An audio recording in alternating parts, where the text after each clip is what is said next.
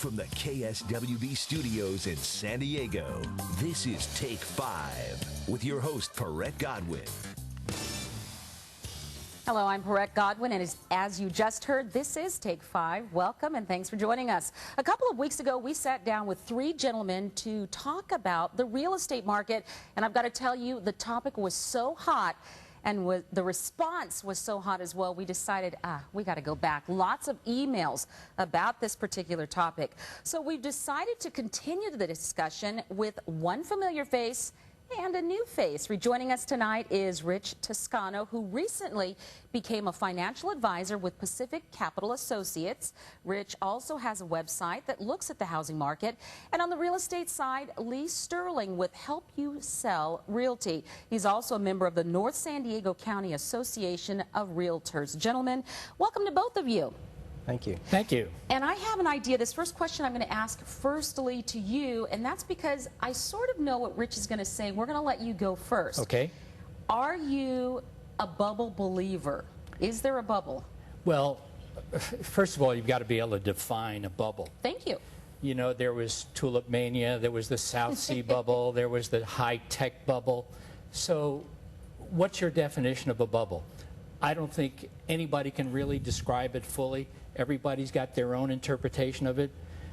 My own view is that we're just in a correct market now. There really is no bubble. Okay, now I've heard that term as well, market correction. But Rich, I know you're going to say a little bit different. What's your definition on that bubble? Yeah, that's a great point. You really have to define what a bubble is. And what it is when prices of an asset become unhinged from their fundamentals and are driven instead by kind of an emotional, unreasonable expectation of future price gains. And I absolutely think that that has unfortunately happened here in San Diego, because if you look at, for instance, the last 5 years, if you look at rents, which should be driven by the same thing as home prices, rents have risen very modestly, whereas home prices have doubled and then some. Mm-hmm. So the difference really is that at some point along the way, people stopped looking at a house as just a place to live, and they started looking at it as a place to get rich, or, you know, a way if they bought a house they could get rich. I don't know that there's any proof of that. The people that we deal with, we own a real estate company in Carlsbad, California. I have never had a home buyer say to me, I'm going to buy this house because I'm going to make a lot of money at it. What they say is, find me a home in a good neighborhood with a great school system, and they're going to live there 5 or 7 years. They are not looking at buying a house today, selling it tomorrow for a profit. But so, I do have to ask, though, would you agree, though, that there is a segment of the population, though, say speculators, that are doing just that? Oh, absolutely. There are speculators in every market. Absolutely. And could they be the ones, and again, I don't know, but could they be the ones that have then driven up the home pricing to where it's gone? Well, I don't think anybody knows today what segment of the market is investors and what segment of the market are actual home buyers that want to live in the homes that they're buying. What we've seen is in the condo market, where it's more likely to find investors, there has been a drop in prices.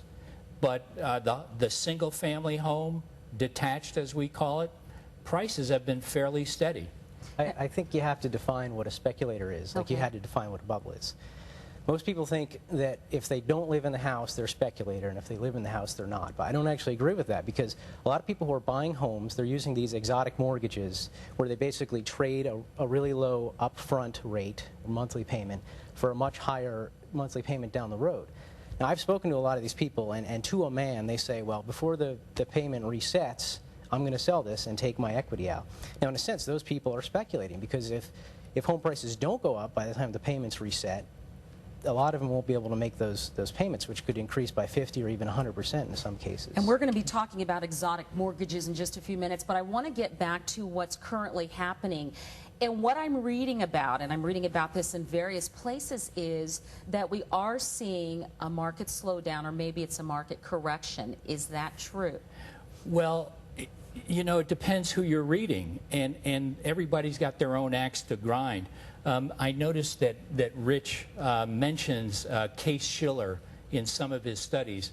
They do a lot of indexing of home prices across the country. They're, according to Rich, noted experts. And according to Standard & Poor's latest report on the Case-Shiller study, home prices in San Diego have actually gone up by 3% from May of last year. So who are you reading? They have been declining from November of last year. Oh, and I was just going to ask that is, maybe they've gone up in May, but have we seen a decline, say, in the last 6 months? Yeah. Well, in the Case-Shiller index, we have. Okay, yeah. okay. But still, and yet, they're still, would we say, above normal, or are they, would you consider what our prices are now to be normal? I think they're still outrageous. You know, well, you can buy a place for a certain amount, and you can rent the same place for far, far less, in some cases half as much. That's including all the tax breaks and everything. Why would people pay so much more to own than to rent? It's because they think they're going to get something more. They're pricing in the expectations of more home price increases in the future. Right, but it's not always necessarily the fact that they think that prices are going to go up immediately. When somebody buys a home, they're buying their castle. And most of the buyers that we deal with aren't buying for today to sell tomorrow. Right. They're looking at it on a long-term basis. So I think if I remember reading one of Rich's columns in his blog, he correlates it to a 6-year time frame. Well, in California, the average homeowner lives in their home for 7 years. So you take a long-term view. Over the long term, prices have in fact gone up. And whether there's a slight correction today or tomorrow, over the long term, if you bought a home and you're in a great neighborhood, you're going to come out fine. So there are psychological reasons as well to buy a home, not just the dollars and cents, comparing it to rent. There's a real danger for renters today. The latest report that I read is that vacancy rates are under 4%. Mm-hmm. Well, what typically happens, and I represented landlords and renters when I practiced real estate law, what happens when the market, there's a vacancy factor that's that low, is the landlords start to increase the prices. Well, what's going to happen to the renters? They're going to get priced out of the market.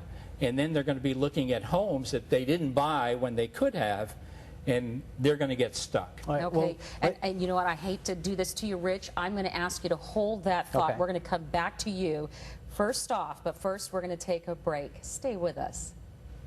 Take 5 will be back in a moment on KSWB 560.